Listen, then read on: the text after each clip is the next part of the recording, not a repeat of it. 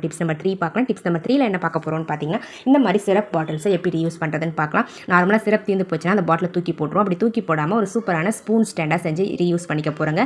அந்த சிரப் பாட்டிலுடைய மேல் பகுதியில் இந்த மாதிரி ஒரு கத்தியை ஹீட் பண்ணிவிட்டு நீங்கள் ஒரு 3 ஹோல்ஸ் வந்து போட்டு எடுத்துக்கோங்க. சைடில் வந்து நீல வாக்கில் போட்டு எடுக்கணும். அதுக்கப்புறம் அதனுடைய பாட்டமில் வந்து இந்த மாதிரி சர்க்கிள் ஷேப்பில் குட்டி குட்டியாக ஹோல்ஸ் வந்து சுற்றி வந்து போட்டு எடுத்துக்கோங்க. ஸோ இது எதுக்காக அப்படின்னு பார்த்தீங்கன்னா, தண்ணி வந்து உள்ளே நிற்காமல் இருக்கிறதுக்காக தான். அடுத்தது டாப்பில் இருக்கக்கூடிய அந்த மூடியை கழட்டி ரிமூவ் பண்ணிவிடுங்க. இப்போ நம்ம மேலே இருக்கக்கூடிய ஸ்டிக்கர்ஸ் வந்து தெரியாமல் இருக்கிறதுக்காக ஒரு கலர் பேப்பர் எடுத்து க்ளூ அப்ளை பண்ணி அழகாக அந்த பேப்பருக்கு மேலேயே ஒட்டி விட்டுடலாங்க.